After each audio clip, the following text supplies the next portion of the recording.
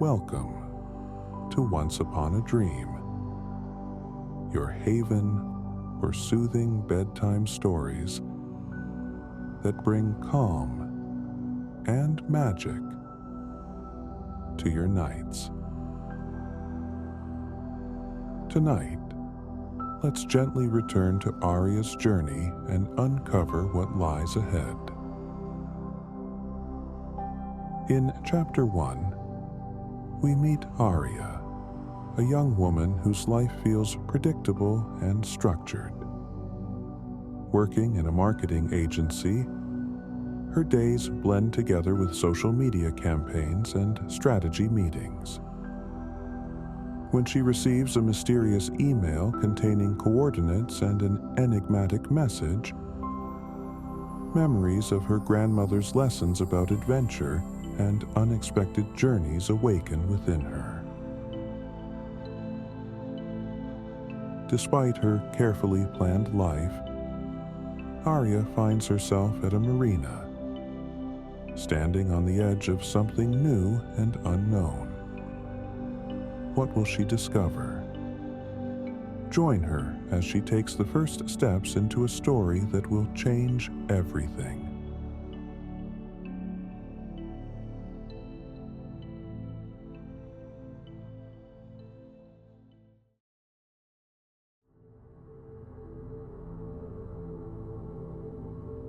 Chapter 2: Hidden Currents.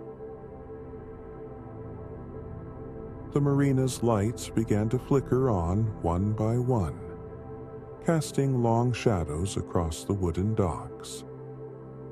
Aria stood there, her phone's screen still glowing with those mysterious coordinates.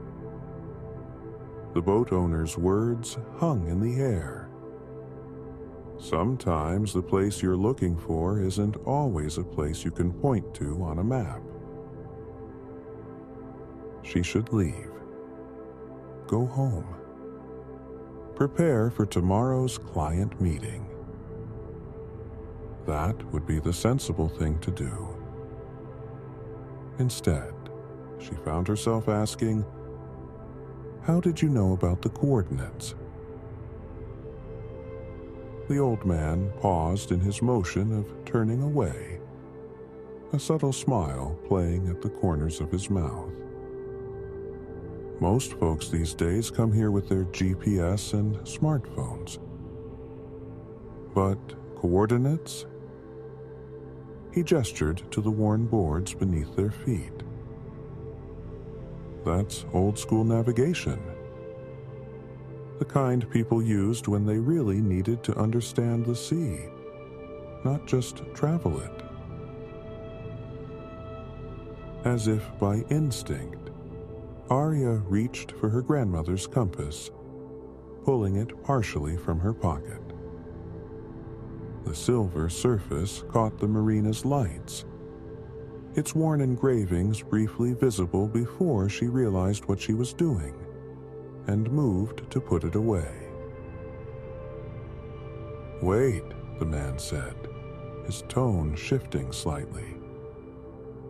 His eyes had fixed on the compass with sudden recognition.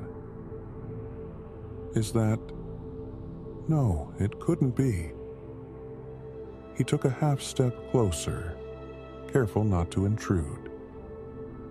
His weathered face seemed to hold a mixture of disbelief and something else. Memory, perhaps. He seemed to make a decision, nodding to himself. "Sometimes," he said, settling onto one of the dock's wooden benches. "The best stories start with a cup of coffee." He pulled out a weathered thermos. "Care to join me?"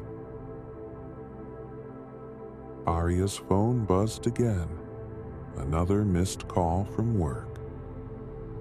Reality crashed back in. I should go," she said, taking a step backward. "It's getting late." The old man nodded, unsurprised. "The Luminous Lily doesn't sail far," he said simply. "When you're ready to hear more about that compass, you know where to find me." "You did what?" David nearly choked on his lunch burrito. The office cafeteria buzzed around them, but Aria barely noticed the usual crowd. "I know it sounds crazy," she said, pushing her salad around with a fork. David had been her best friend since college, the only person who might understand this madness. But there was something about those coordinates, about that boat. "Let me get this straight." David set down his burrito, brown eyes sparkling with that familiar mix of concern and curiosity. "You got a mysterious email, went to a marina, met some cryptic boat guy who somehow knew about your grandmother's compass, and then just left? When you say it like that, girl, that's either the beginning of an amazing adventure or a true crime podcast." He wiped his hands on a napkin, already reaching for his messenger bag. "So when are we going back?"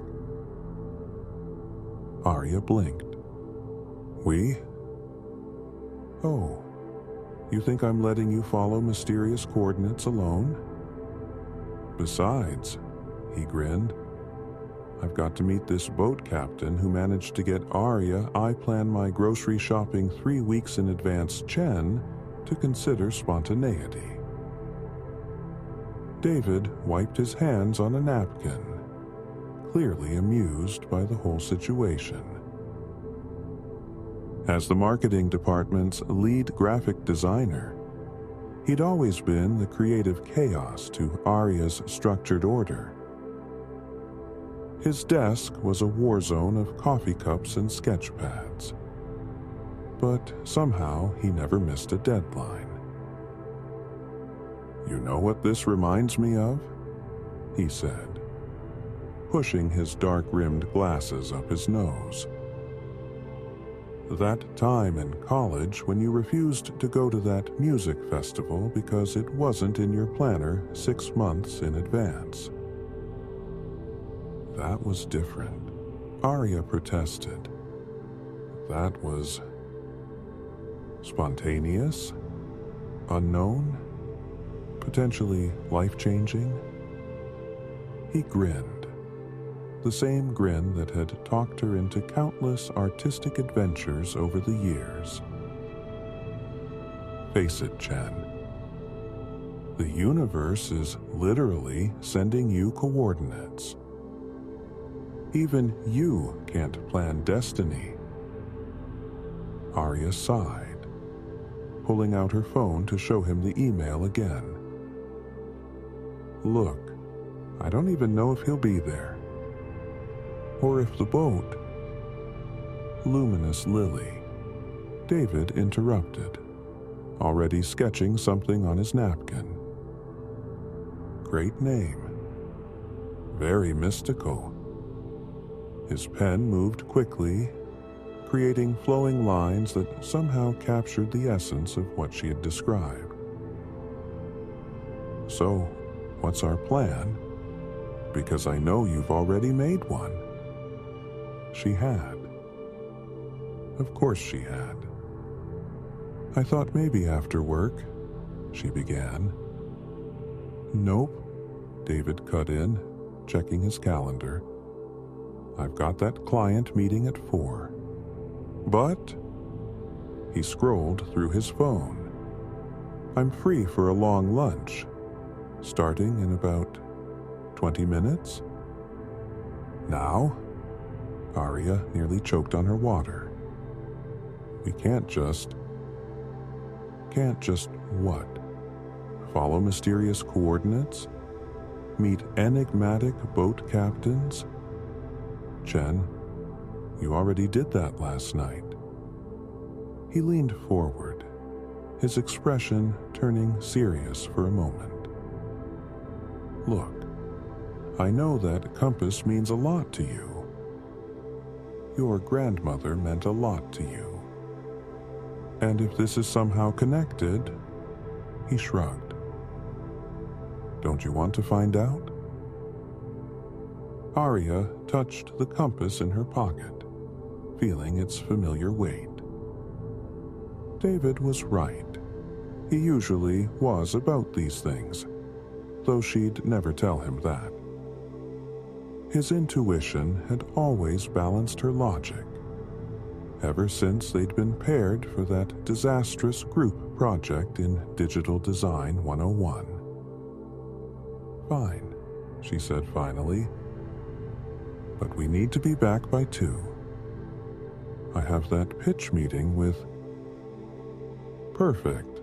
David was already packing up his things, his half-eaten burrito forgotten.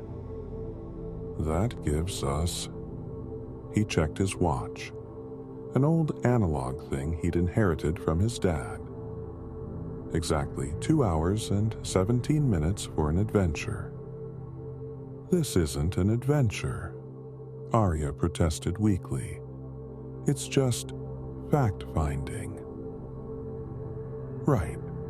David nodded solemnly, though his eyes sparkled. Fact-finding.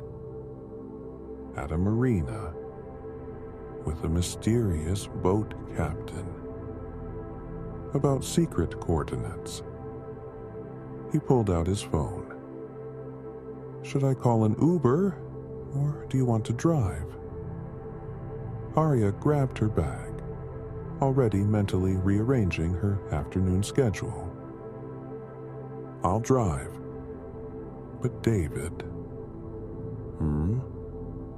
He was texting someone, probably rescheduling his morning meetings.